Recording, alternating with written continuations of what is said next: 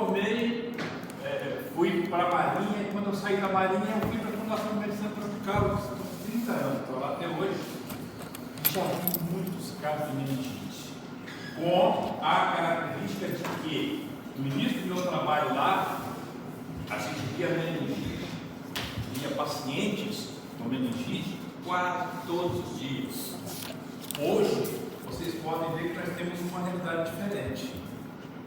As pessoas têm acesso a vacinas e a incidência das meningites caiu drasticamente. Vamos falar sobre alguma dessas meningites daqui a pouco, mas elas continuam acontecendo. Eu estava, num certo ano, eu estava de férias lá em Minas Gerais e aconteceu um caso muito triste aqui na cidade. Quando eu cheguei na sede, eu estava lá na direção clínica do hospital, estava uma repercussão tremenda aí na mídia de uma criança que havia falecido de meningite. E qual era a indignação coletiva com relação à morte dessa criança? Menino de 2 anos, bebê, 2 anos, que foi 4 vezes no pronto-socorro. 4 vezes a mãe levou o bebê no pronto-socorro. E não foi feito o diagnóstico de meningite.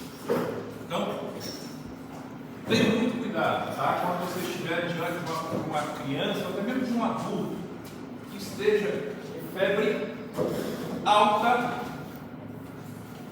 cefaleia de moderada para grave, náuseas, vômito, piora progressiva no estado geral, o paciente está ali na sua frente, com toda essa sintomatologia, e você olha o paciente da cabeça aos pés e não encontra nada de diferente no paciente.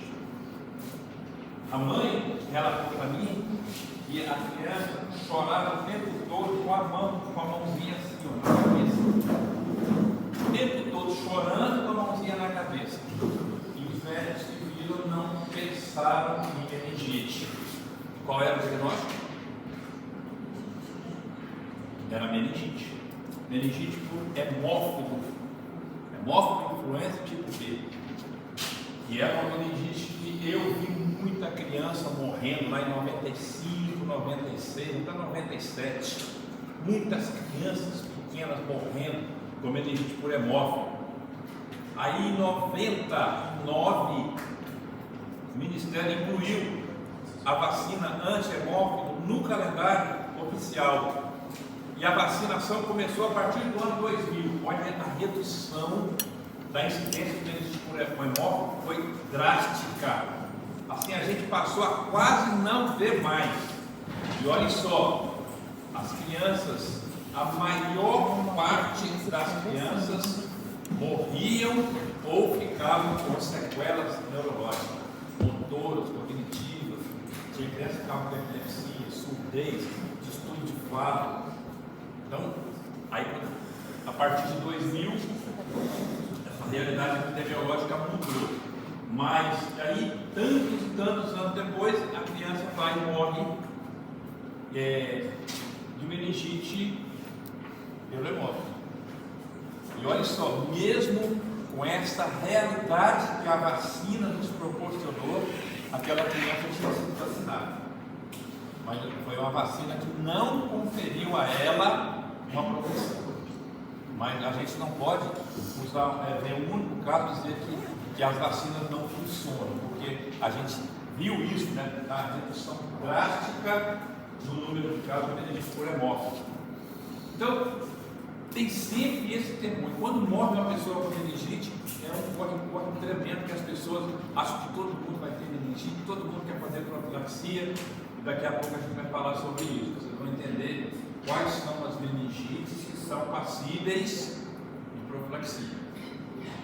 Todas elas são de notificação compulsória? O que vocês acham? Sim, meningite é notificação compulsória. Quando vou até adiantar para vocês, quando é meningite por hemófilo, como no caso da criança, e meningite meningocócica, Aí sim, essas duas, os contactantes próximos do paciente têm que fazer profilaxia. Aí como fazer profilaxia? A pessoa tem que sair correndo atrás da profilaxia? Não. A gente faz a notificação e é a Secretaria de Saúde do município que vai atrás das pessoas. Eles têm equipe, quando é notificado, e é rápido, e funciona. Eles caem em campo e já vão fazer a profilaxia para quem precisa fazer profilaxia. Então nós estamos falando aqui de uma doença grave, letal e algumas com grande potencial epidêmico, que ela tem capacidade de causar epidemias, como é hemófilo e meningo. Lembre sempre disso, que isso é questão até de prova de residência, tá? Quais são as meningites que são passíveis de se fazer profilaxia? É a meningite por hemófilo e meningite meningocócica. São infecções que acometem os órgãos que estão no sistema nervoso central. Nós estamos falando aqui de órgãos nobres, né, com extrema limitação de restauração. Vocês sabem que os neurônios não se regeneram, né? Neurônio não se regenera. A gente está perdendo neurônio a cada dia. Só que eles não se regeneram. Então por que a gente não fica todo mundo com dificuldade motora, cognitiva? Porque por mais que se perca neurônio, por que o sistema nervoso consegue recompor? O que vocês acham?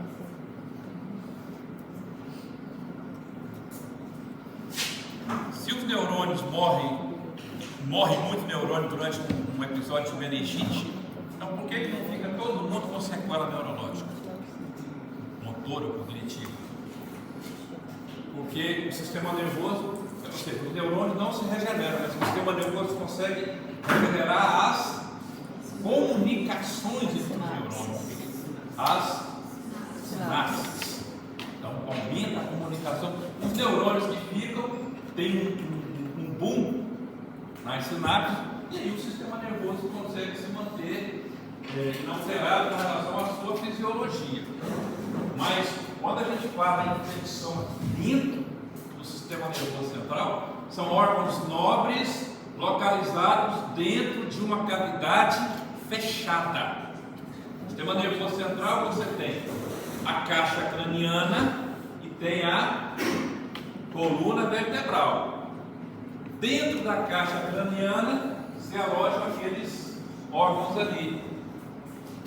E dentro da coluna vertebral vai o prolongamento do sistema nervoso central, que é a medula espinhal. Então, olha só. Então, o sistema nervoso central é o encéfalo e a medula espinhal. Vai para baixo. Ainda tem os dois ramos que vem cá para frente, né? Que são os nervos ópticos. Vai um prolongamento para baixo e vem dois prolongamentos para frente aqui para chegar até na retina. Então, olha só, quando acontece uma infecção ali dentro, começa a ter um processo inflamatório ali. As meninges, que são outros sistemas de proteção para esses órgãos, eles são tão nobres que eles foram colocados pela natureza dentro de uma caixa óssea, um arcabouço ósseo, seja a caixa craniana, seja a coluna vertebral, e além disso, ainda tem 3 membranas que envolvem todos esses órgãos. Então, as meninges envolvem os órgãos aqui do encéfalo e envolve também a medula espinhal. E entre as membranas ainda tem o líquido, que serve tanto para proteger de movimentos, né, de traumatismos físicos, mas serve também para nutrição e defesa. Toda a fisiologia do líquido, existe uma fisiologia do líquido. Ele não é simplesmente um líquido inerte. Ele tem uma composição muito complexa, que é o que a gente analisa quando vocês vê lá o exame da função lombar, e vocês vão ver o resultado do líquido, quais são os itens que são observados quando a gente retira o líquido. Então, se esses órgãos estão ali dentro da calota craniana e da coluna vertebral, se porventura acontecer uma infecção ali e um processo inflamatório, quais são os componentes da inflamação? É dor, calor, rubor, alteração da função, edema. A palavra que eu queria que vocês falassem é edema. Só que quando o órgão fica edemaciado, o que ele faz? Ele aumenta de volume. Como é que aumenta o volume se você está dentro de um arcabouço ósseo? Quando você tem um edema na pele, o que acontece? Aumenta o volume da pele, estica e você consegue ter algum tipo de compensação. Agora, olha quando o edema acontece ali dentro.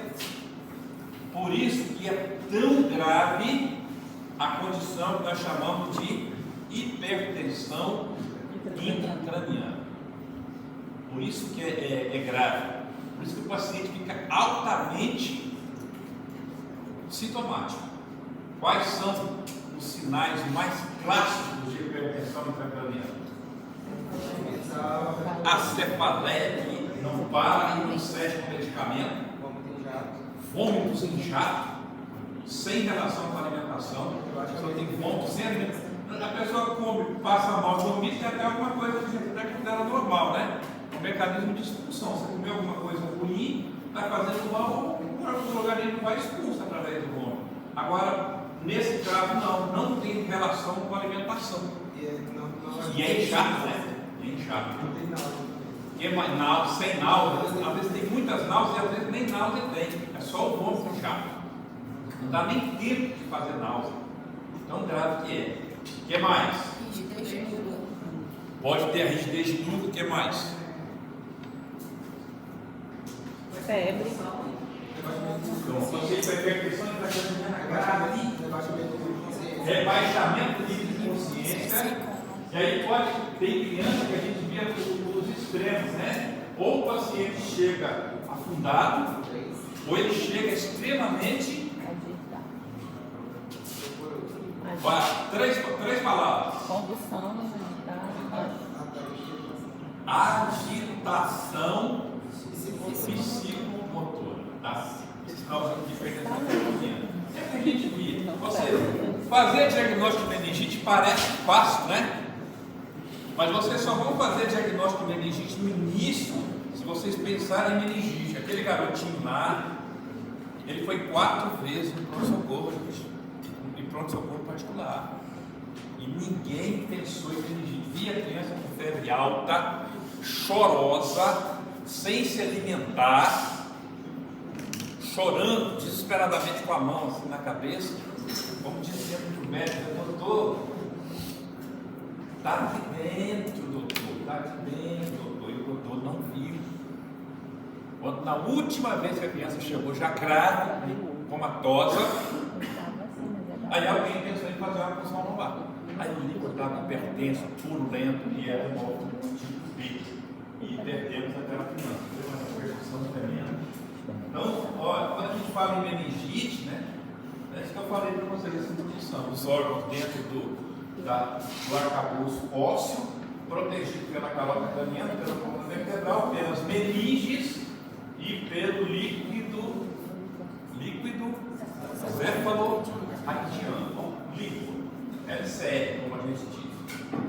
Então, tem meningite aguda, tem meningite crônica. Eu tive um paciente na isolamento que teve meningite 7 vezes. Por isso Zeca meningite.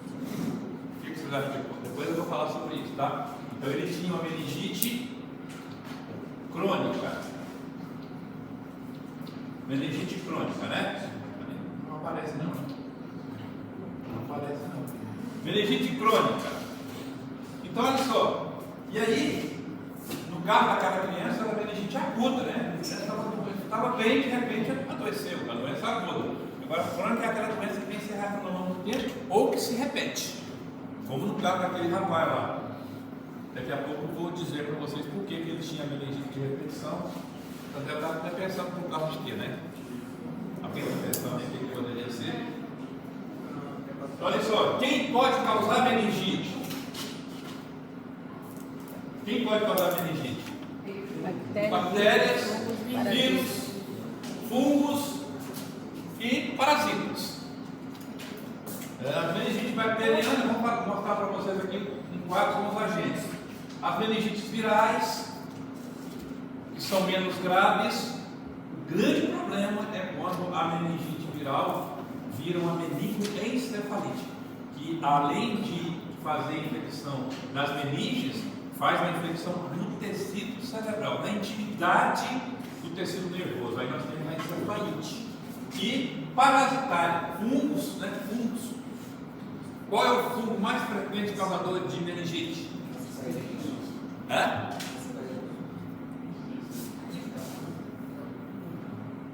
O fungo mais frequente causador de meningite. Dá nos pacientes com HIV. Ainda não ouvi. Não, fungo. Qual é o fungo que mais causa meningite em pacientes com HIV? Tem inclusive uma característica, quando ele dá a meningite no paciente HIV, ela é muito mais tratada do que no paciente imunocompetente. É o Nosso paciente criptococcus. imunocompetente morre quase tudo. Já alguém falou aí? Criptococcus. Criptococcus. Criptococcus. Criptococcus neoformas, que causa aquela infecção do nosso paciente com HIV, e tem um criptococcus chamado Cryptococcus gat, que ele causa meningite criptococcus em paciente muito competente. É uma desgraceira total. Teve um ano aí, nós tivemos um surto aqui na cidade, nós internamos 5 pacientes, temos um mês de julho, foi no mês de julho, em um determinado mês de julho. Nós internamos 5 pacientes com meningite por criptococcus. Os 5 foram a óbito. E os pacientes com HIV tomam proteína B e se recuperam. Os imunocompetentes morrem quase tudo ou ficam tudo com sequela. Tem uma paciente no meu ambulatório, ela vai periodicamente no meu ambulatório, totalmente cega, perdeu a visão totalmente. Em consequência de meningite por fungos. Parasitárias. Que parasita pode causar meningite? Quem me dá um exemplo?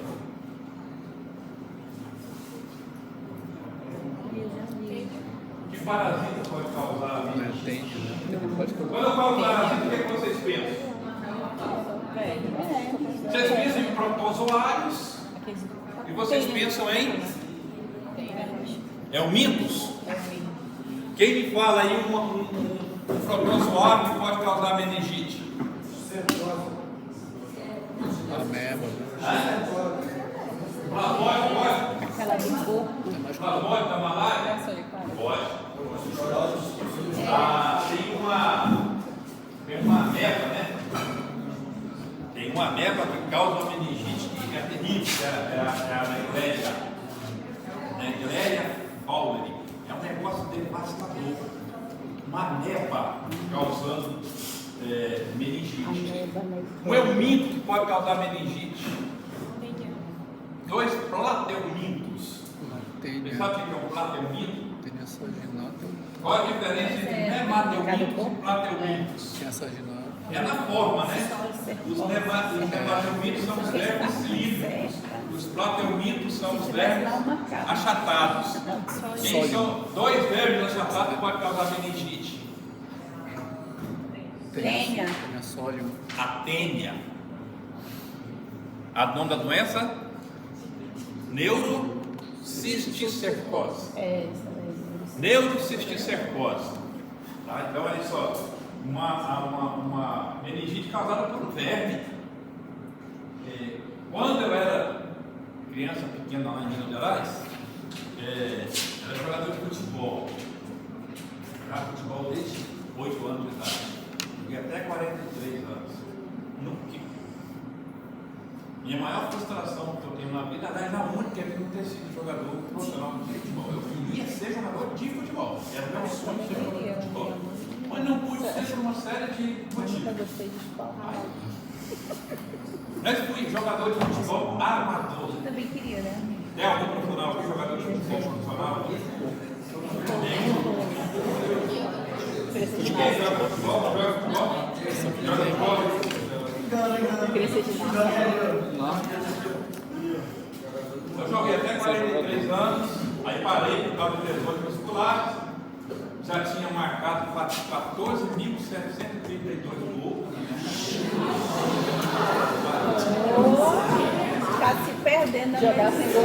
Olha só, por que eu estou contando essa história mirabolante aqui para vocês? Jogar sem Na minha época, eu jogava futebol lá com os meus amigos de infância, nós tínhamos um colega chamado José Divino. Ele era o melhor jogador de futebol que tinha entre nós. Ele seria um craque profissional, com toda certeza. Se ele tivesse ido lá para o Cruzeiro, para o Atlético, para o América, ele teria sido um jogador, um craque de futebol. Só que depois que eu saí da minha cidade em 82, perdi o contato com meus amigos de infância. Muitos e tantos anos depois, eu chego lá na minha cidade e eu encontrei o meu amigo Zé Divino, aquele jogador de futebol espetacular, numa cadeira de rodas, por causa de uma meningite causada por um verme chamado esquistossoma mansoni. Então, a esquistossomose, que é uma doença que a gente nem tem aqui, né? Vocês não vão ver amazonense com esquistossomose. Não tem aqui. Eu já atendi toda 30 anos de carreira lá no Tropical, eu atendi um paciente com esquistossomose. Ele tinha vindo de Redenção, no Ceará. Atendi 2 pacientes com cisticercose, que a gente também quase não vê aqui, mas a gente tem que saber que existe, né? Então, o meu amigo lá, o Zé Divino, que era um excelente jogador de futebol, ficou totalmente sequelado, perdeu o movimento das pernas, ele ficou paraplégico, numa cadeira de rodas, e ia trabalhar como pedreiro, na cadeira de rodas, em consequência de uma forma medular de esquistossomose. Fez uma meningite pelo esquistossoma mansoni. E pode acontecer. Então, e aí estão os agentes etiológicos, né? E aqui tem um erro aqui que a gente precisa corrigir, né? Vocês podem ver que está aqui protozoário, né? Negléria, acantameba, que é aquela que dá lesão na córnea, né? Pessoas que usam lentes de contato, que mais uma lente de contato de qualquer jeito, não ter cuidado, pode ter uma ceratite por acantameba e fazer úlcera de córnea. Úlcera de córnea por acantameba é um negócio terrível de tratar. Então, quem usa lente de contato tem que ter muito cuidado de conservar as lentes somente em solução degermante. Olha o plasmódio aqui, olha o toxoplasma, né?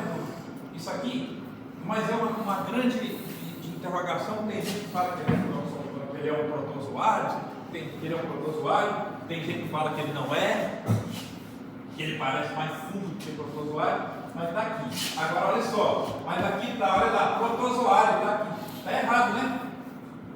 Por que está errado? Isso aqui deveria estar aqui, né? Olha, é o micos. Olha só, ascaris causando meningite, né? Não brinca, nunca vi. O cisticercocelulose é a cisticercose da tênia. A oncocerca volvulus é uma filária. Isso é a doença da África. E equinococcus granulose. Eu vi um caso de equinococose nesses anos todos, eu estou vi um caso de equinococose. Mas pode acontecer. Olha, meningite causada em pacientes com leucemia, com linfoma, pós-vacinal. Vi uma vez uma paciente, uma policial militar que fez uma meningoencefalite gravíssima depois de ter tomado uma vacina contra a herpes. Fez uma reação vacinal e ficou toda sequelada. Sarcoidose, neoplasia, síndrome eosinofílica, vírus lentos, HPLV, intoxicação por chumbo. Eu tenho um paciente que veio se consultar uma dor de cabeça crônica, cefaleia crônica, tontura, náusea, fez tudo quanto foi exame de imagem, nada. Aí ele foi atendido por um médico da medicina integrativa e o médico pediu para ele um monte de exames, inclusive pediu para dosar metais pesados no organismo dele. E ele estava intoxicado por mercúrio, não era nem chumbo, era mercúrio. Aí então estamos tentando fazer agora uma quelação, tirar o mercúrio do corpo do paciente. E estamos usando cápsulas de coriandro. Você sabe o que é coriandro? É um tempero, mas que não tem quelante melhor. Tira pesticida e até metal pesado do organismo. Faz quelação de metal pesado. Que é o coenzimo. É o nosso velho e famoso coenzimo. Está lá o paciente. Às vezes ele chegava até a pensar que ele estava com meningite. Também era cefaleia, teve mal-estar, ficava irritado. É a intoxicação por mercúrio. Então, olha só, aqui estão os principais agentes causadores, as bactérias, né? E é com ali a faixa etária e a ocorrência, né? Mas ali, ó, de 3 meses a 5 anos, olha lá. 3 meses a 5 anos. Vamos ver, de 3 meses a 5 anos. Qual o maior causador de meningite em bebês e crianças pequenas? É o azul. Neisseria meningitidis, Streptococcus pneumoniae e o bendito, né? Hemófilos influenza. Muito cuidado com a criancinha pequena. Essas são as bactérias. E nas criancinhas menores ainda, ele está aqui presente, mas o que a gente mais vê é a E. coli. Escherichia coli causando meningite, geralmente em recém-nascido. Essas são as bactérias. Né? E, na realidade, as principais bactérias causadoras de meningite é a Neisseria meningitidis, o hemófilo e o Streptococcus.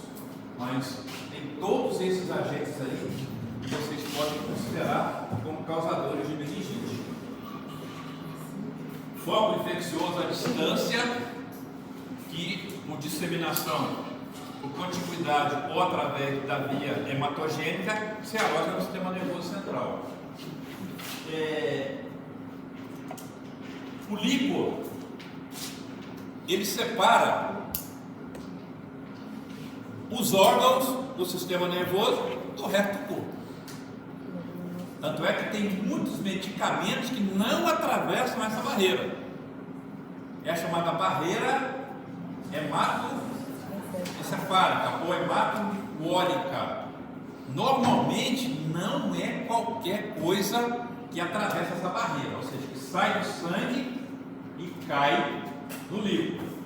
Tem uma barreira física aí que é protetora, mas se essa barreira for quebrada, aí que o caos, né, se instala, e aí vem o processo inflamatório e vem todo aquele contexto clínico.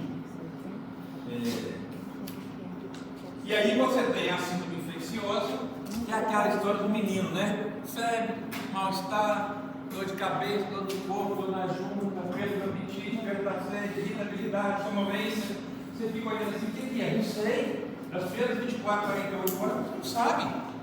É sempre uma síndrome infecciosa inespecífica. De repente, o paciente começa a ter sinais de hipertensão intracraniana. Então, olha só, uma síndrome infecciosa seguida de sinais e sintomas de hipertensão intracraniana, olha a possibilidade da infecção estar dentro do sistema nervoso central. E aí vem a síndrome radicular, ou seja, já saiu daqui do sistema nervoso central do encéfalo e já está disseminando pelos nervos periféricos, né? Os nervos que vão para o resto do corpo. E aí você começa a ter a síndrome radicular, que gera aqueles sinais clássicos da meningite. Vamos lá? Já falaram um ali. Desduca e os sinais de Kernig, Lazek, Brudzinski. Vocês vão ver lá, tá? Kernig, Lazek, Brudzinski. E aí tem a tal da encefalite. Uma das principais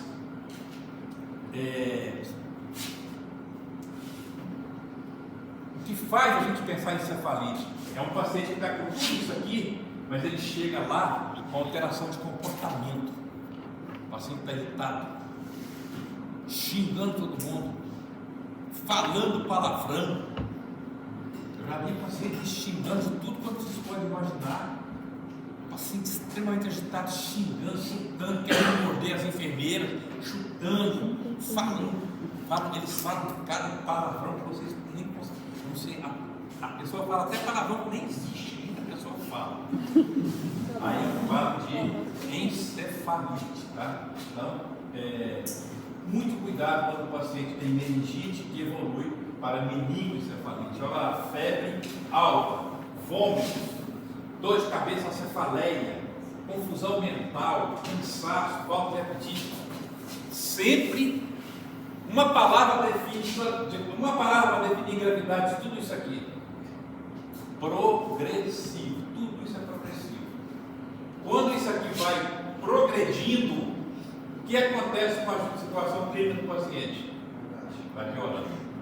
Então você tem sinais e sintomas progressivos, assim como progressiva é a queda do estado geral do paciente. Ele vai ficando cada vez pior. E é rápido, tá? Olha lá o sinal de Brudzinski, o sinal de Kerr.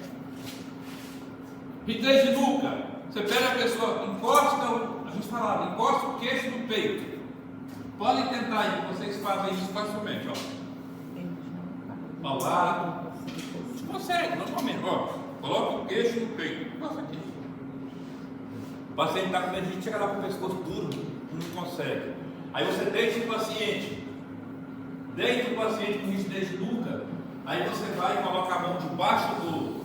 Eu coloco ela na mão debaixo da cabeça do paciente, debaixo da cabeça do paciente, colocava a mão esquerda em cima do peito dele e fazia assim, ó. Tentar trazer o queixo para o peito. Quando ele estava com meningite, o que acontecia? O joelho se flexiona. Isso é visível. O paciente está com rigidez de nuca, deitou, fez o sinal de Brudzinski, o joelho dele flexionou, sinal de Brudzinski. E o sinal de Kernig é você coloca o paciente deitado, flexiona a perna dele, flexiona o quadril em 90 graus, o joelho em 90 graus, olha, quadril em 90 graus, joelho em 90 graus, e tenta esticar a perna dele. Ele vai reclamar de dor aqui na região da coluna, ele reclama de dor aqui atrás. E deu um sinal de Lazette, que é conhecido por de Kernig, só que você coloca essa perna aqui para cá, ele fica todo distendido, você coloca a mão aqui debaixo do tornozelo do paciente e tenta levantar com o membro estendido. Aí ele vai reclamar de dor na região lombar. Então você tem rigidez de nuca, sinal de Kernig, Lazette, Brudzinski. Não tem livro, tá, minha gente?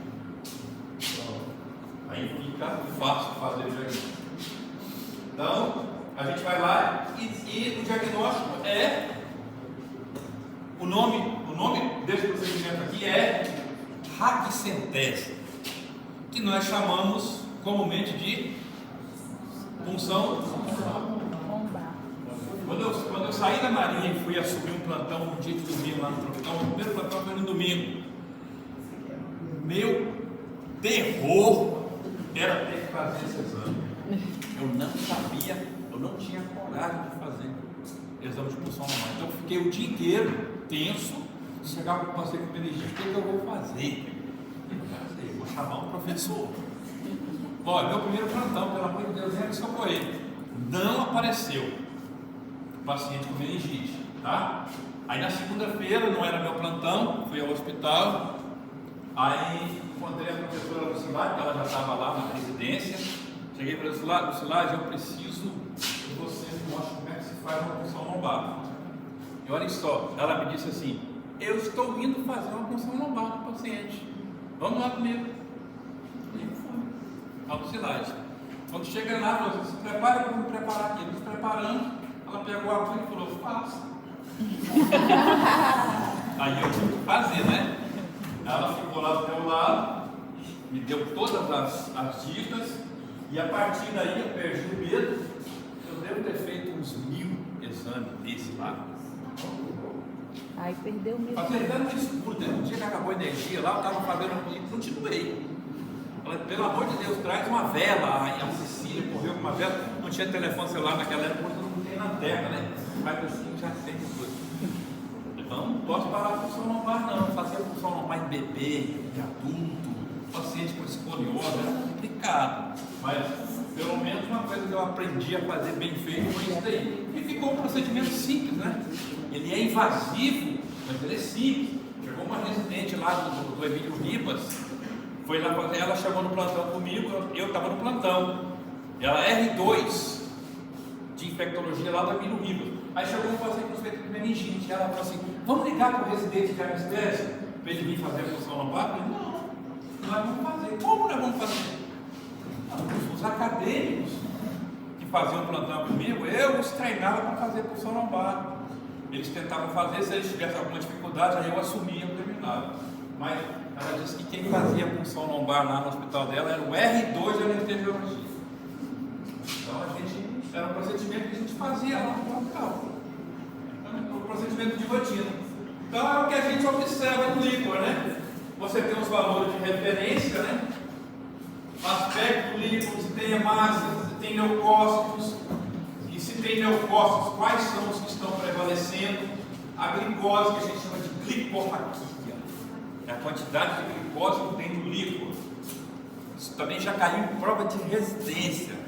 Qual é o valor normal da glicorraquia? Para vocês nunca esquecerem, é em torno de 70% da glicemia.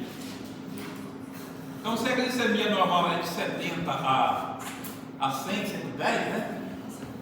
Então a glicorraquia também quanto deve estar? 60, 70 seria a glicorraquia. Se tem muita glicose no líquido, eu chamo de hiperglicorraquia. E quando a glicose vai lá para baixo, quando é, por exemplo, quando acontece a meningite com tuberculose, ela consome a glicose, por isso que ela é tão grave, né? Quais são os órgãos que mais consomem glicose no organismo? O sistema nervoso central. Aí você tem uma bactéria lá dentro que está comendo a glicose todinha. Por isso que a meningite com tuberculose é tão grave, né?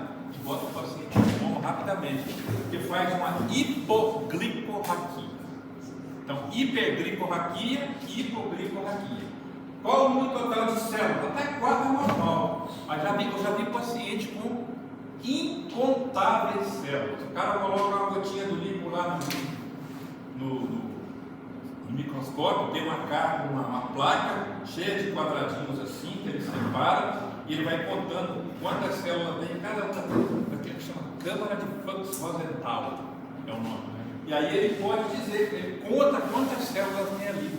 Aí o paciente está acima de 500, já fica preocupado. Só o que a glicorraquia faz? Não entendi.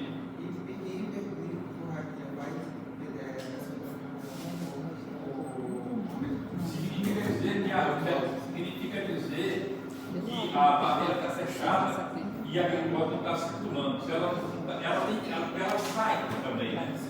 Ela faz o movimento. A glicose atravessa a barreira hematoendóica. Mas quando a barreira perde a fisiologia, começa a acumular a glicose dentro do sistema nervoso central. Aliás, já ouviu falar em diabetes tipo 3? Diabetes tipo 3. Tem um outro fator, tá? Diabetes tipo 3. Diabetes tipo 3 é o Alzheimer. O Alzheimer, hoje em dia, já está considerado, viu? Como é que é o nome? Fernando. Viu, Fernando?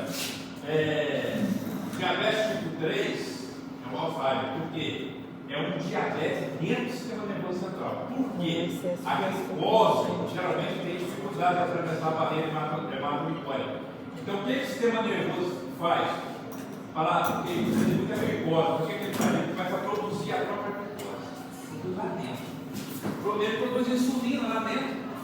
E quando você perde essa fisiologia, ele começa a produzir pouca insulina dentro do sistema nervoso central. Aí aumenta a glicose dentro do sistema nervoso central.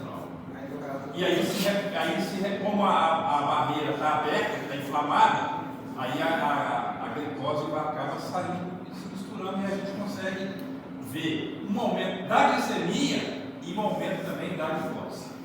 E além do mais, o paciente pode estar grave, produzindo também, fazendo hiperglicemia e aumentando a glicose. Aí sai, ela não vai puxar a Acaba piorando o edema, né? Acaba piorando o edema. E ela vai puxar líquido lá para dentro. É que nem o paciente que tem meningite com criptococcus. O criptococcus, ele está lá dentro do sistema nervoso central. Quando a gente quer melhorar um paciente com edema cerebral, qual medicamento a gente faz para ele? Manitol. Aí o grande problema é que o criptococcus, esse problema está lá dentro do sistema nervoso central produzindo manitol. Então, ao invés do líquido sair, o líquido entra. Por isso que a hipertensão intracraniana desses pacientes é gravíssima. Então, e algumas, as bactérias enchem ali o líquido de bactéria. Tem bactérias que são ácidas para consumir açúcar, como é da Mycobacterium tuberculose. E aí o paciente fica com hipomaxia. Olha só, aumenta lactato, e você pode pedir cultura. O meningo e o estrépico tem um exemplo chamado aglutinação de partículas de látex. Você consegue identificar visualmente essas bactérias no líquido. Será que a gente mandava o líquido lá para o laboratório? Aí 40 minutos, uma hora depois, e o resultado assim: aglutinação de partículas de látex positivo para hemófilos de influenza tipo B, para criptococcus ou para meningococo tipo B. A gente tinha essa capacidade de fazer esse diagnóstico. Então, aqui alterações que podem acontecer no líquido, tá? No líquido, pedir hemocultura, sempre, nós infectologistas, internamos o paciente com doença infecciosa. Vamos começar antibiótico? Vamos, mas vamos pedir a hemocultura antes. Olha, as pacientes com meningococcemia, a gente até fazia escarificação das lesões, das petequias, e tinha meningo naquelas lesões. Mas uma gota espessa também consegue identificar o meningococo lá naquelas lesões. Hemograma por um consultório, que já viu aqui no paciente, é um paciente com sepsia, né? O paciente é um paciente séptico. Tá? Sempre pensar em função lombar. Hoje em dia, lá os médicos, até algum tempo atrás, a gente tinha tomografia lá. Antes de fazer a função lombar, mandava o paciente para tomografia. Na minha época não tinha tomografia, não. A gente fazia a função lombar, ela era assim, sem tomografia. O paciente estava com suspeito de meningite, a gente fazia função lombar. Eu só tive problema de herniação com um paciente. Ele tinha meningite criptococcus. A gente tinha que tirar 20 ml de líquido dele todos os dias. Ele produzia manitol, criptococcus produzia manitol e fazia hipertensão intracraniana. Aí a gente tirava, a encefaleia era terrível. A gente tirava líquido dele todos os dias, 20 ml de líquido todos os dias. Quando dá excesso de proteína no líquido, o que pode ser? Olha só, todo o metabolismo está alterado. Bactéria, a que está lá dentro, consome glicose, tem problema com ferro, tem problema com lactato, aumenta também os níveis de lactato, ou seja, você interfere com toda a fisiologia do líquido, porque o líquido ele é dinâmico, está sempre produzindo e utilizando proteína, glicose, está sempre produzindo e utilizando. Quando você quebra essa fisiologia, aí pode acontecer as duas coisas, como ele falou, pode aumentar ou pode diminuir. E a gente tem essa característica que algumas meningites aumentam, outras diminuem. Mas com relação às proteínas, sempre aumenta a quantidade de proteínas, por quê? Porque a barreira foi quebrada. Então vai o líquido normal não tem proteína. Ou tem pouca proteína. Aí quando as proteínas vão lá para cima, significa dizer que tem proteína onde não deveria ter. dentro do líquido. Então, se a gente pegar um líquido com excesso de proteína, mas a glicose está no padrão, mas o lactato tipo está 9. Aí o lactato está alto, aí tem bactéria. Tem E se bactéria. disser que não tem bactéria, isso já E o lactato pode aumentar também, eu já vi lactato aumentar em meningite viral. Então, mas a gente sempre vê, até de 20 a 40 a glicose é considerada normal. Mas você vê paciente com 500 de glicose, com 600, com 1000 de glicose, de proteína. Significa dizer que o líquido está cheio de proteína. É para ter célula, é para ter neutrófilo ou linfócito dentro do líquido? Não. Se tem, é porque a barreira está quebrada. É para ter glicose? É para ter glicose, inclusive em níveis mais elevados. Mas quando a barreira está alterada, a glicose vai aumentar ou diminuir de um lado ou do outro. É um processo muito dinâmico. E que o processo, a infecção altera tudo. A fisiologia é muito tênue, ela é muito fragilizada, né? Qualquer coisa, é igual ao hormônio. O hormônio, a gente vê hormônio em doses infinitesimais para causar um efeito devastador no organismo humano, né? O limite entre o que é normal e o que é normal é muito próximo do outro. Então, mas sempre, olha lá, a gente não fazia exame de fundo de olho. Os livros dizem isso, né? Vai fazer a função lombar no paciente, vai colocar o pé que ele sai intracraniano, vê a tomografia e vê o fundo de olho. A gente não via nada disso. Via o paciente com meningite, era a função lombar que a gente fazia, mas se você estiver num hospital onde você possa fazer uma tomografia antes da punção, onde você possa fazer uma fundoscopia, faça, porque está escrito, tá? Agora, quando você não pode fazer, não, o paciente está com meningite, mas eu não tenho tomografia, não tem como fazer uma fundoscopia, então não vou fazer punção lombar, não. O que acontece com o paciente? Pode morrer. Porque a gente teve um caso de uma amiga nossa que faleceu agora tem um mês e o líquor dela foi esse, né? Excesso de proteína, o lactato deu 9, a glicose dela deu 130 e ela não fez tomografia pela instabilidade, que ela morreu em 7 dias. Sim, mas ela já chegou no hospital fazendo convulsões subitâneas. Era convulsão. Era um quadro típico e o líquido confirmou que era uma encefalite. Pois é, encefalite. Agora, precisa saber qual? Qual? A mais comum é a pelo herpes vírus. Até aquele vírus da catapora também que a gente teve lá na infância, às vezes aparece dando encefalite. A encefalite é mais grave do que meningite. Ela teve encefalite sem ter meningite. Foi. Encefalite. Ela era da nossa turma lá Para a gente diferenciar no líquido. Na encefalite você vai ter todas essas alterações bioquímicas, mas você não vai ter bactéria e você vai ter o predomínio de mononucleares, você vai ter predomínio de linfócitos. Os linfócitos vão lá para cima. E o paciente tem muito sintoma neurológico, como no caso que ela apresentou, né? As convulsões. Então, meningococo, pneumococo, hemófilos virais, é grave, a meningite meningocócica. E uma repórter perguntou para mim: o senhor trabalha há tanto tempo nesse hospital? Qual é a doença que o senhor mais tem medo dela? Eu sempre falei, é a meningococemia. É a doença causada pelo Neisseria meningococo, Neisseria meningitidis. Ela pode causar 3 formas de infecção. Ela pode causar meningite, com todas aquelas alterações do líquido. Ela pode causar meningoencefalite, ou seja, ela causa a meningite mais a meningoencefalia, e ela pode causar meningococcemia, ou seja, ela causa aquela, vou mostrar a imagem para vocês, aquelas petecas que vão tomando conta do corpo da pessoa, e a pessoa morre menos de 48 horas, a pessoa morre, quando aquelas petecas vão surgindo. Isso que eu falei que eu tinha medo, eu tenho medo até hoje de meningococcemia.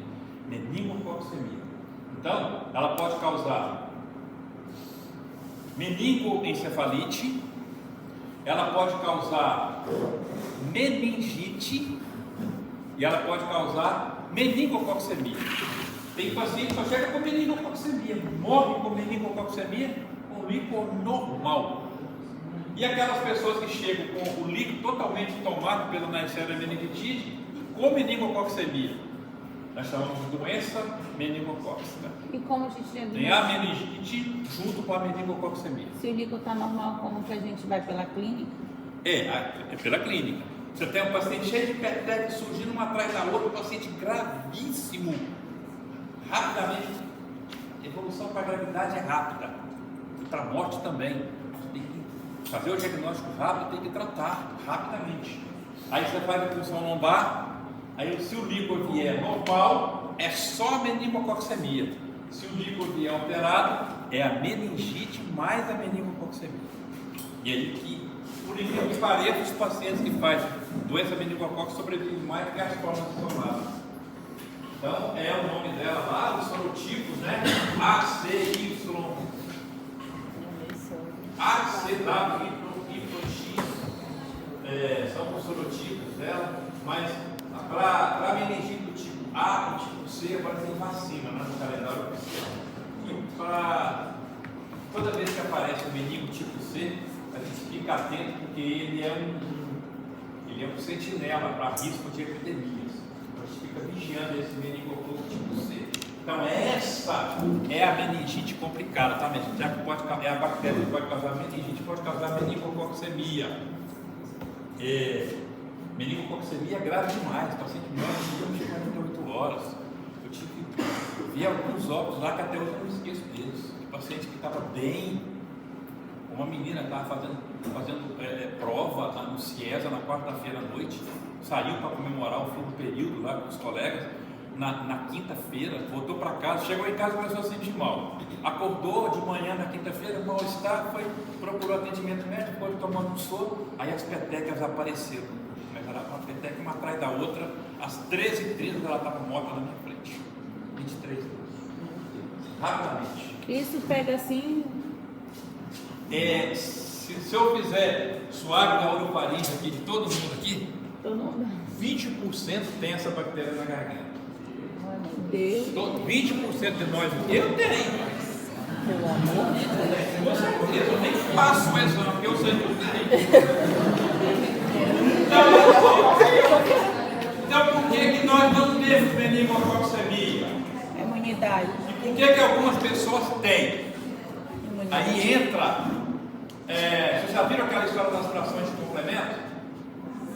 As frações C1, C2, C3, C4, C5, C6, C7, C8, C9, né? São várias. Existem pessoas, eu não sei quais são essas pessoas, que têm deficiência de complemento de uma dessas frações. Então, quando você junta não vamos lembrar agora, eu acho que é o 6, 5, 6, 7, 8. Quando eles se juntam, eles formam uma coisa chamada complexo de ataque à membrana. E vai lá e destrói a membrana celular da bactéria e a pessoa não tem a doença. Nós podemos ter isso. Mas tem pessoas que falta uma dessas frações. Aí essas pessoas não conseguem destruir a membrana celular dessa bactéria. São essas pessoas que fazem as formas graves. São essas pessoas que morrem. Eu não tenho como identificar na população quem tem deficiência de algum desses complementos. Tá, então isso já é genético, né? Tá. É um defeito É uma coisa genético. determinada geneticamente. Então, eu realmente tenho medo disso, tá? E ela, olha aí, é isso daí. É isso que eu tenho medo. Todas as vezes que vocês verem em qualquer lugar um paciente com essas manchas assim, ó, e elas aparecem 10 minutos depois aparecem 5. Mais 15 minutos tem 20. E aquelas que apareceram primeiro, elas vão se juntando, vão coalescendo. E o paciente vai enche o corpo do paciente. Aí é meningococcemia. Uma vez eu fui visitar uma amiga minha lá no pronto-socorro de Getúlio Vargas, no Hospital Getúlio Vargas tinha pronto-socorro. Eu conheci uma amiga Adriana, quando eu entrei na recepção, tinha um menino na cadeira de roda assim, ó, jogado na cadeira de roda com a irmã dele do lado, cheio de peteca. Eu falei, Adriana, tem um paciente com meningococemia lá na recepção. Angélica, pelo amor de Deus. Aí fomos correndo lá. Falei, manda ele direto lá para o Hospital Tropical. Aí o Hospital Getúlio Vargas não tinha ambulância. Aí eu liguei para o Hospital Tropical, pediu, manda uma ambulância aqui agora pegar o paciente. A ambulância do Tropical saiu, foi lá, Getúlio Vargas pegou o paciente e levou lá. Sobreviveu. E estava lá no meio do povo. Estava lá no meio do povo. Então olha só, gente, muito cuidado com essas lesões, tá? Quando vocês virem isso aí, ó, eu tenho medo, tá? Sabe o que eu vou dizer para vocês quando vocês virem essas lesões aí? Tenham medo disso, tá? Todo mundo fala isso do meu bicho, não escuta não, ela quer falar O paciente entra em CIVD e faz vasculite. É uma vasculite disseminada. O que é a vasculite? O processo inflamatório na microvasculatura. Teve uma paciente que chegou lá, 48 anos, ela se internau com meningococemia, cheia de peteca. Aí tomou conta das extremidades dela, dos dedos da mão e do pé. Foi para a UTI, ainda fez altas doses de aminas vasoativas. Aí o que aconteceu? Ela morreu, a paciente. Mas se ela sobrevivesse, ela ia descobrir que ela tinha perdido os 20 dedos. Teriam que ser amputados os 20. Uma vez eu vi um vídeo na internet de um rapaz que perdeu as duas mãos e as duas pernas. Ele anda numa cadeira de roda, ele até fala, ele dá entrevista por causa de meningococemia. Então olha só, se vocês virem essas lesões assim, olha, vocês isolem esse paciente, larguem a ceftriaxona desse paciente o mais rápido possível e notifiquem que é um caso de meningococemia e se cuidem, tá? Se cuidem. Nesse caso, todo o curso de EPI para lidar com esse paciente. Só a CEF nesse caso aí? Só a CEF. A gente trata com ceftriaxona. A gente tratava com a penicilina cristalina. Antes da gente ter a ceftriaxona, quando eu cheguei no Tropical, o tratamento era a penicilina cristalina. Então podia ser clindamicina, podia ser metronidazol. O importante é você fazer ampicilina. O importante é você começar o antibiótico que você tiver com o paciente e mandar para o hospital de referência, que aqui no caso é o Tropical. Morre, a pessoa morre mesmo, viu, gente? A mortalidade é intensa. Olha lá, penicilina cristalina, penicilina, ceftriaxona, tá lá. Oi? Não, não tem problema, eu não baixo não. Diga. O paciente usa uma profilaxia quando tem contato com o paciente. Isso, eu confirmo. Profilaxia. A gente notifica e o pessoal da vigilância vai para campo imediatamente.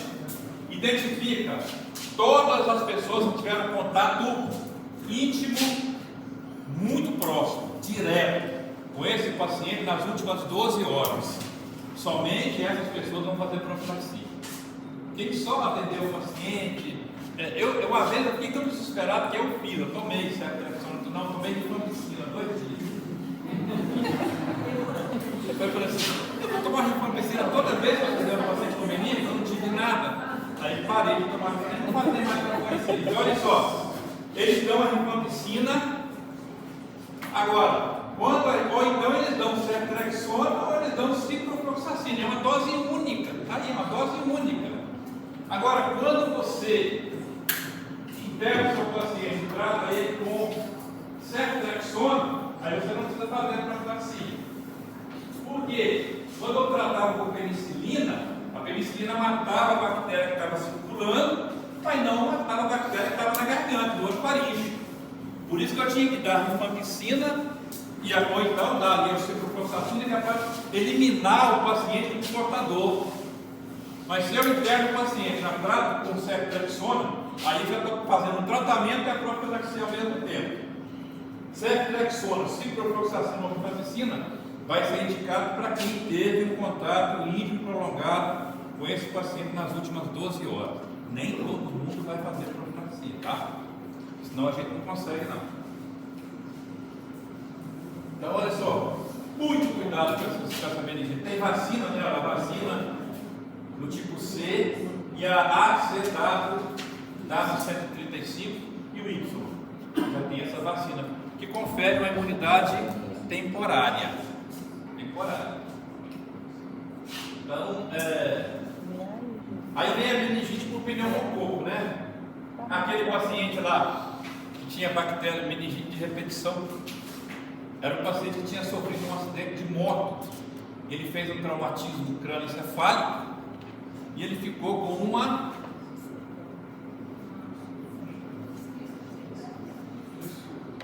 fístula. Quem falou?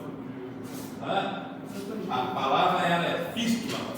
Ele teve um traumatismo e alguma coisa permitiu que o líquor dele ficasse se comunicando com o meio externo. E aí o estrepto de vez em quando entrava lá no líquor dele. 7 vezes. Na 7ª vez eu falei assim: olha, você não vai receber alta.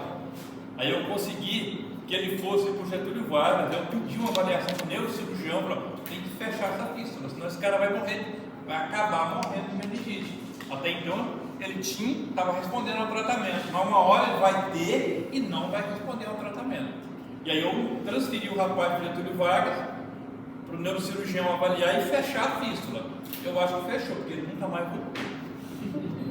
Morreu por lá. Espero que não, né? Então olha só, e a meningite pelo hemófilo, né? Que é aquela que matava as criancinhas pequenas ou deixava sequelado. E a vacinação, né? A vacinação ajudou muito com relação a isso, tá? Então muito cuidado, minha gente, com a possibilidade de ser meningite, tá? O paciente tem a síndrome infecciosa, tem a síndrome de hipertensão intracraniana, tem a síndrome radicular. Pensa em meningite. Se tem tudo isso, está com alteração de comportamento, pensar na encefalite. Eu internei uma vez um fuzileiro naval. Chegou o fuzileiro naval lá do Rio de Janeiro, veio fazer um treinamento aqui, lá no grupo médico de fuzileiro naval. Eu fiz o meu curso de formação de oficial, foi lá com os fuzileiros. E aí eu fui para o Tropical e no primeiro dia o pessoal chegou lá com esse fuzileiro. Ele veio do Rio de Janeiro para um treinamento. Com 2 dias que ele estava lá, ele começou a dar ordens absurdas para os comandados. Começou a dar ordem absurda. E aí, mesmo assim, foi para a selva. O treinamento seria na selva. Chegou lá na selva, ele piorou, dando ordens cada vez mais absurdas. E de repente o homem sumiu no meio do mato. Desapareceu na selva. Um carioca perdido na selva amazônica. E a marinha, os fuzileiros atrás dele. Acharam o cara 2 dias depois, jogado num igarapé, todo picado de mosquito, totalmente nu. Pegaram ele, enrolaram no lençol e bravo, xingando aqueles palavrões que eu falei para vocês. Aí trouxeram o cara lá para o ambulatório naval, levaram para o ambulatório naval, levaram para o hospital do Exército, que é que dava apoio para a marinha na época, e aí pensaram que era meningite e levaram para o Tropical, e era entrar de plantão. E o homem nu, lá no meio do corredor, na sala de punção, xingando todo mundo, xingando as enfermeiras, de tudo que vocês podem imaginar. E os dois cabos sargentos lá segurando ele, fazendo contenção. Segura esse homem, pelo amor de Deus. Aí eu falei, tem que fazer uma punção lombar nele. Como é que você faz uma punção lombar num tigrão desse? Aí eu falei, tem uma coisa bacana para isso, minha gente, chama-se midazolam. Enfermeira, vai lá, me traga o midazolam, segura ele. Arrumamos lá os estudantes lá para ajudar a segurar o cabra. Fizemos midazolam, aí ele apagou. Fui lá, punção lombar. Ele tinha 500 células com 90% de linfócitos.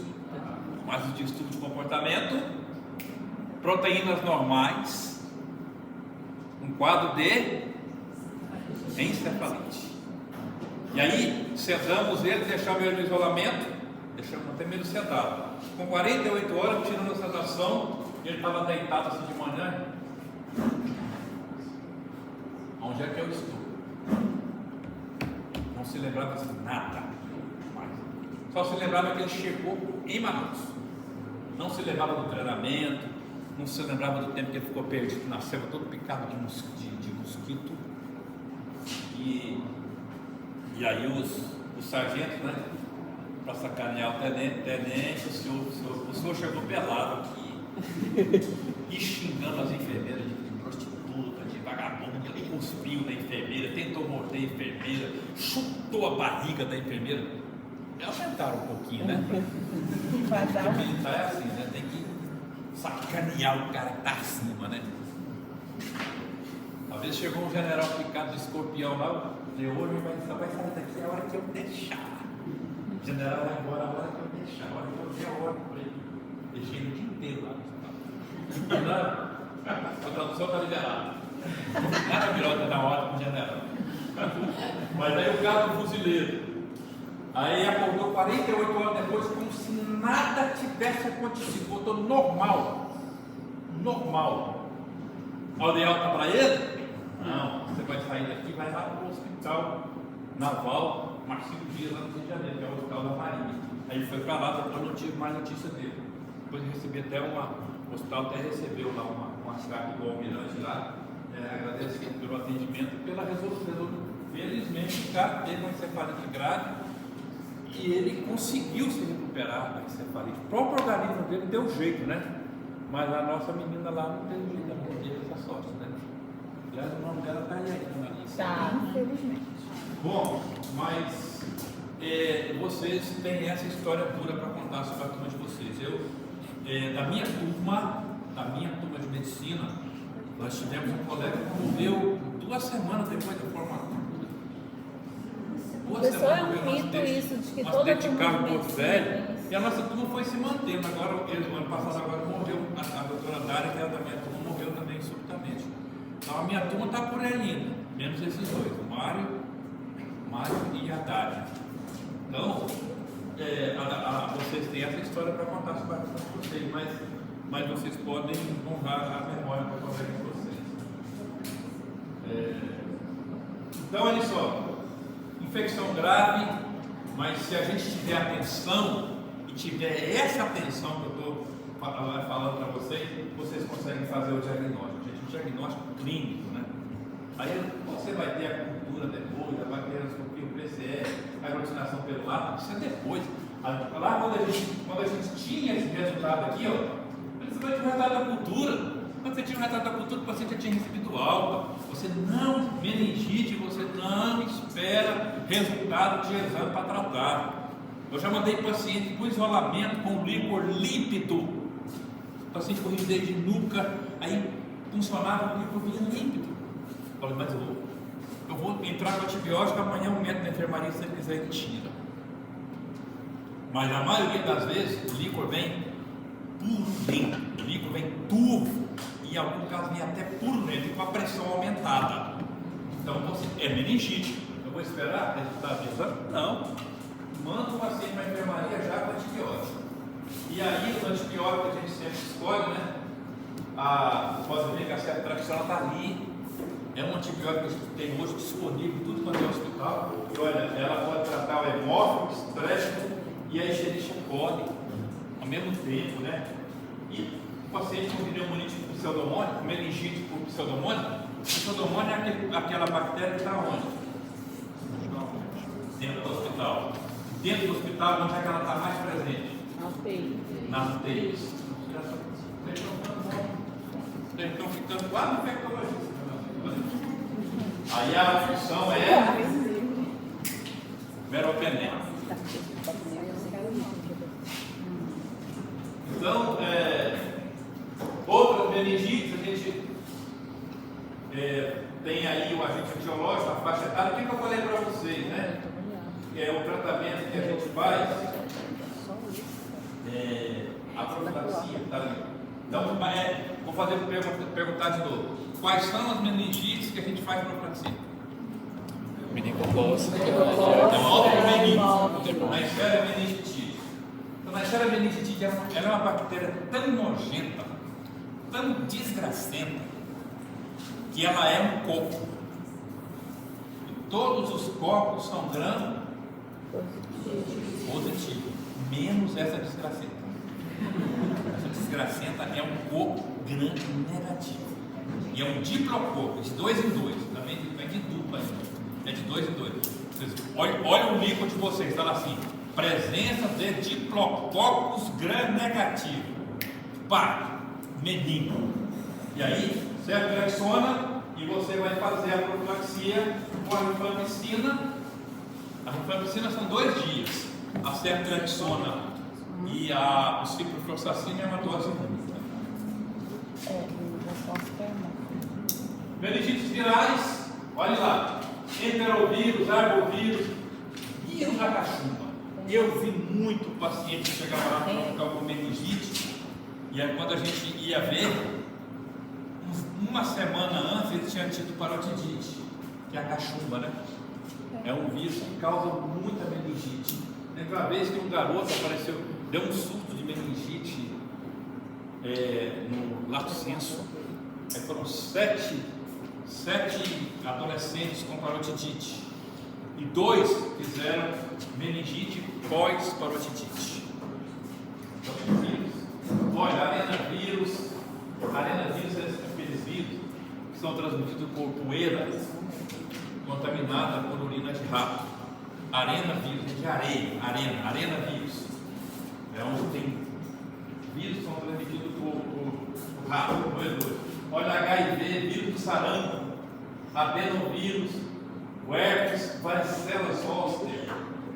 E herpes é o que causa as encefalites mais graves. Tivemos uma colega médica que quase morreu com encefalite herpética. Sobreviveu, vai ficar embaixo, se pega no vírus. Então são as meningites virais. São menos graves a maioria, mas você pode ter meningite viral com muita gravidade. Tá? O tratamento é suporte, só sintomático. A gente chegava lá, o paciente estava com um sinal de hipertensão intracraniana, a gente deixava fazer um monitor 24 horas para o paciente. Fazia um monitor de 6 horas durante 24 horas. O paciente melhorava rapidamente, melhorava, estava incomodando o edema. Melhorava o edema, o paciente melhorava. E o sistema imunológico vai, o sistema imunológico vai resolvendo a questão, né? A meningite por tuberculose, que é aquela que é sempre grave, né? A característica dela é que o líquido fica muito amarelado, fica xantocrômico, fica muito amarelado. E você vê proteína nas alturas e a glicose lá embaixo. Aí você faz o pedido para investigar o BAR no líquido, bacilo alto, ácido resistente no líquido. Se der positivo, você fecha o diagnóstico de tuberculose. Quais são os pacientes que mais têm meningite com tuberculose? Pacientes com HIV/AIDS. Pacientes com HIV/AIDS. O amelocriptococo é o fungo, né, que causa aquela meningite lá, que são graves, né, mais graves em pacientes imunocompetentes. O tratamento da meningite por tuberculose você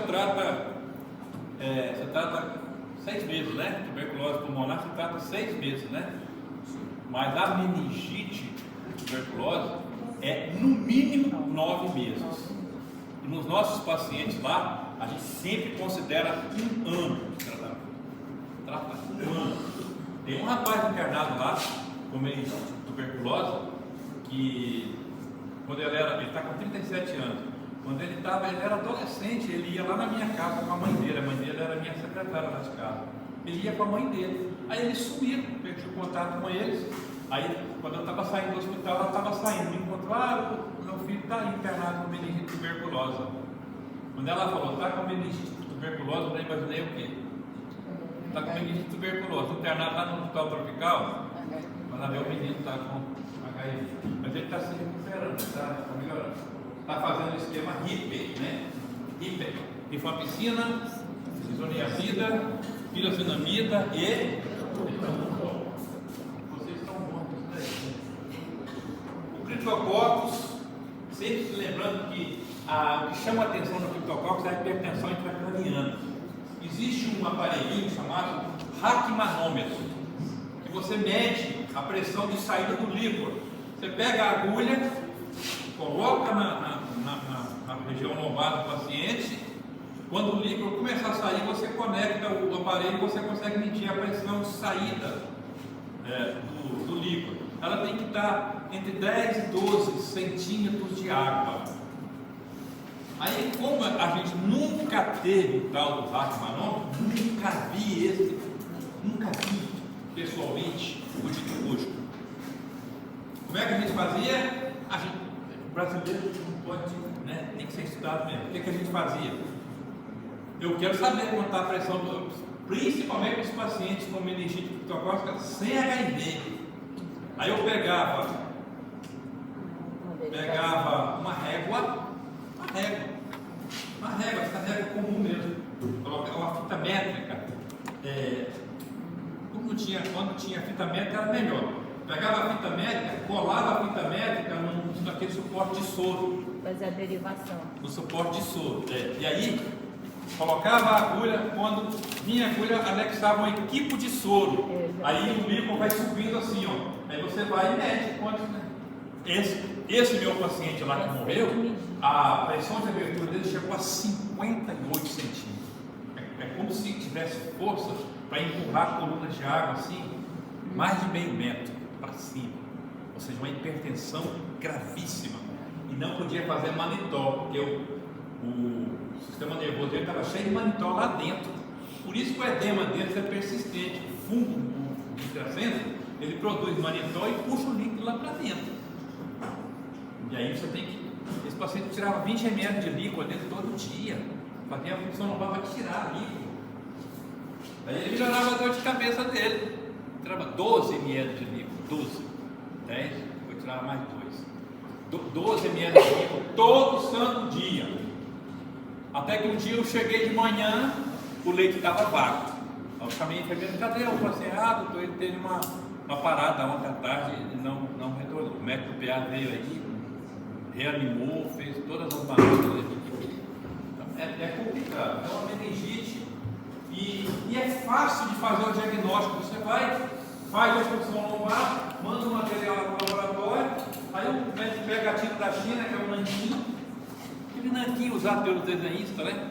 Tinta nanquim, coloca lá, aí o líquido fica todo preto e o criptococo fica todo branquinho lá.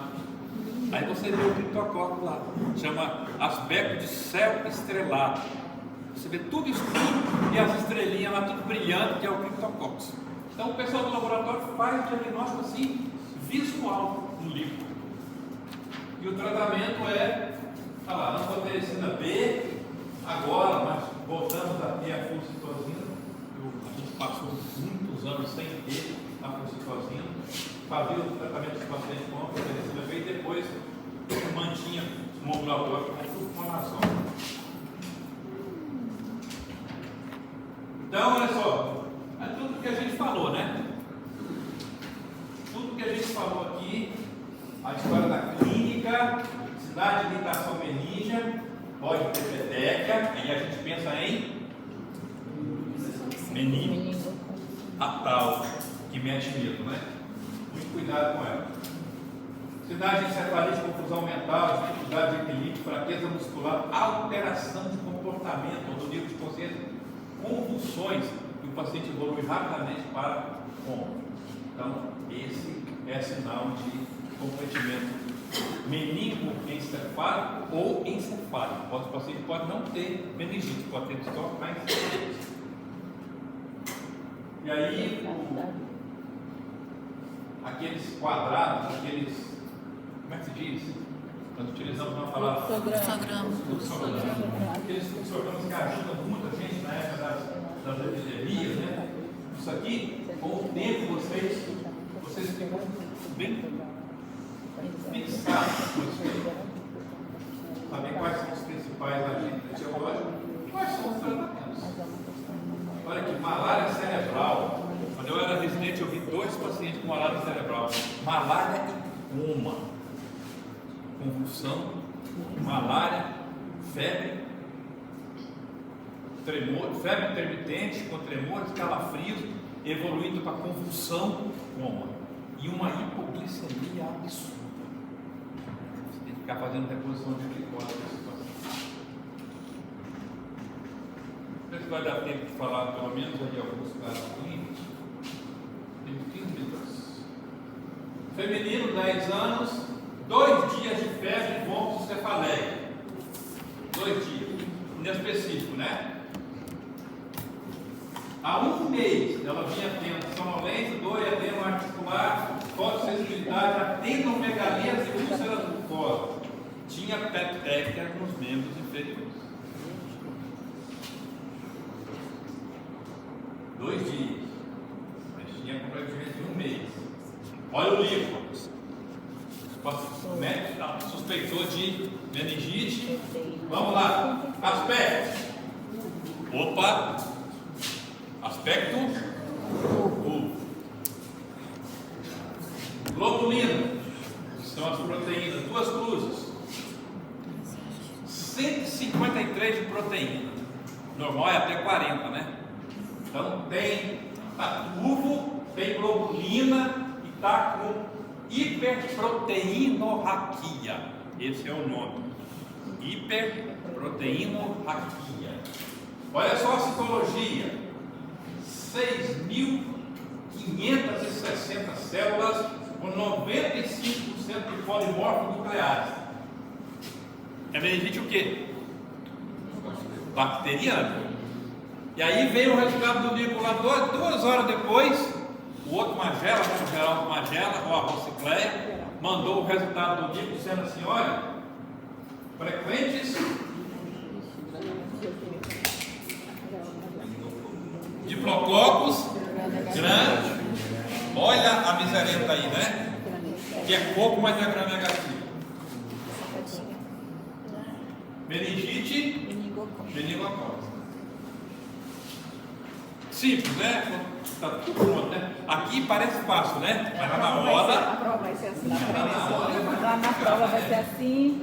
JLM, 5 meses. Bebê de cor, lactente, né? 3 dias com irritabilidade, choro fácil e febre alta. Olha o menino que morreu, né? Tinha 2 anos. A mãe informa que a criança há 3 semanas teve um quadro de otite. Qual é a bactéria que mais comumente causa otite aqui na nossa criança? Que não causa Não. Streptococcus. É o estresse. Mas pode ser a moraxella também. Teve otite. Fez tratamento tópico. Colocou só aqueles corinhos dentro do ouvido. E fontanela abaulada. Fontanela abaulada. Hipertensão. Olha o líquido. Olha o aspecto do líquido. Dentro de 5 meses. Olha as globulinas. 3 cruzes de globulina. Olha as proteínas. 10.000 vezes, né? Não, 10 vezes. Além do que é normal, né? 1000 vezes, né? Até 40 é 100%, né? 10 vezes 100, 1000%. Nas proteínas lá nas alturas. Olha, 100 células, 2.629 células, 100% de polimorfo nuclear, neutrófilos. Glicose de 20, não tinha VAR, nanquim negativo, nanquim identifica o quê? O criptococcus. Mas tinha bastonetes gram negativo. Todos os bastonetes são gram negativos, né? Tem exceção. O bacilo de Nicolai, que é o bacilo de tétano, e o da difteria, e o bacilo antrax, que causa antrax. Que são bacilos, mas são gram positivos, tá? Então, bastonete gram negativo, causando meningite numa criança de 5 meses.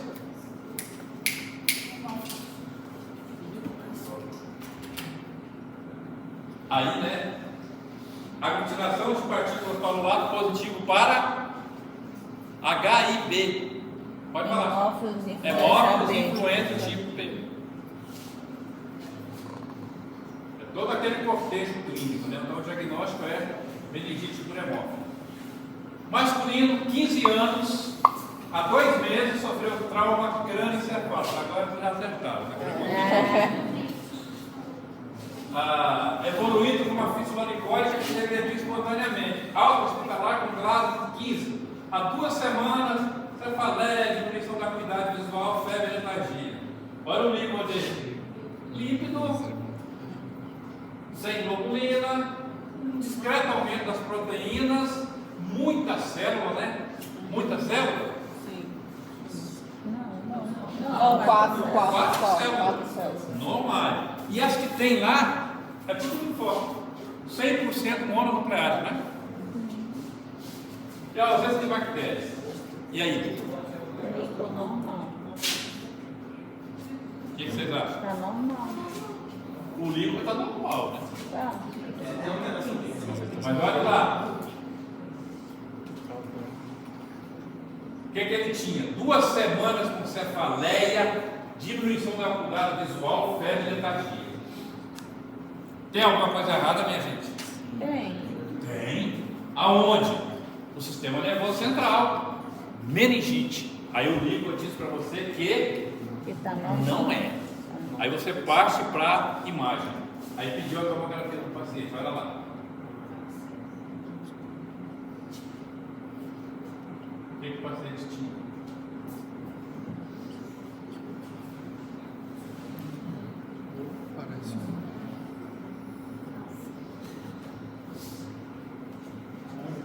A lesão tem efeito de massa, desvio das estruturas da linha média, deformação dos poros anteriores dos ventrículos laterais, circundada por quadro de edema dermatado, hipodensidade da substância branca. E aí? É meningite? Meningite não é, né? Mas tem alguma coisa lá. Era uma imagem clássica de uma abscesso cerebral. E a definição, né, de uma abscesso cerebral. E esse paciente aqui vai para a craniotomia, tem que levar essa abscesso. Né? Hipócrates já dizia: todo abscesso é cerebral, inclusive o abscesso cerebral. Feminino, 32 anos, há 1 mês com cefaleia parietal, fraqueza progressiva dos membros. Nas últimas 24 horas, crise convulsiva, evoluindo com Glasgow 8. Glasgow 8 significa dizer que o paciente já está, se não estiver, vai entrar em coma. A escala de coma de Glasgow, você já conhece, né? Já ouviram falar na escala de coma de Glasgow? Sem febre, sem hipertensão e sem trauma. Quadro arrastado, né? 1 mês de cefaleia, fraqueza dos membros, é alguma coisa errada. Olha lá o líquido. Líquido, proteína aumentada, células normais, mononucleares, glicose também normal, sem BAR, nanquinha ali não tem, não foi feito, e a ausência de bactéria.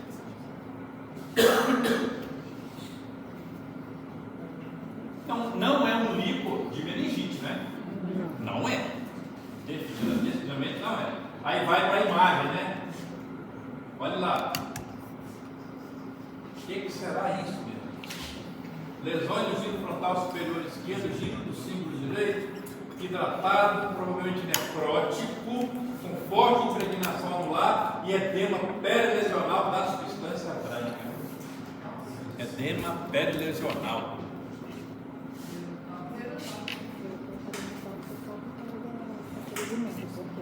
A gente vê isso bem lá no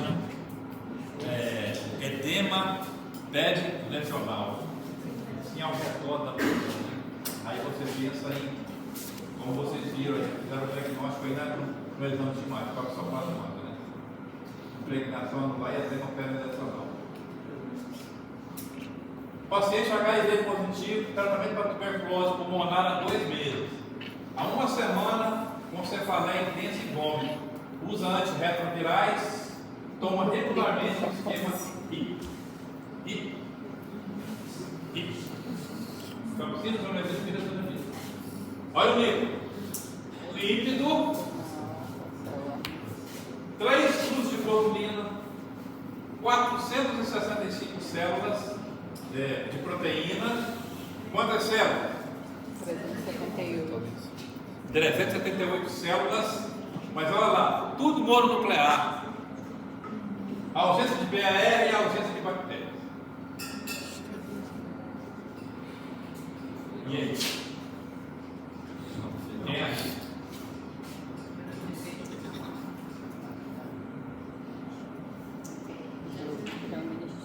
Paciente HIV positivo tratando tuberculose usando os antirretrovirais.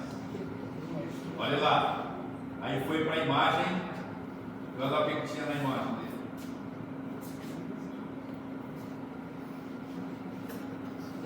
Ruim a imagem, né? O que ele tinha? Quem é a gente? NeuroTV? Neurocriptococó. Neurocrip, mas não tinha lá no Nanquinha, não apareceu. Tuberculose. O lipo, né? Não era aquele lipo de meningite bacteriana aguda. Já era meningite de um paciente que já tinha diagnóstico de tuberculose e estava decidindo tratar a tuberculose. Meningite tuberculose. Deixa eu acertar. Sexo masculino, 29 anos. Cefaleia intensa há 3 meses. Cefaleia, 3 meses. Vários tratamentos, sem melhora. Nos últimos 10 dias, vômitos diários, sem febre, perda de apetite, perda ponderal de 10 quilos em 3 meses. Líquido. Nanquim.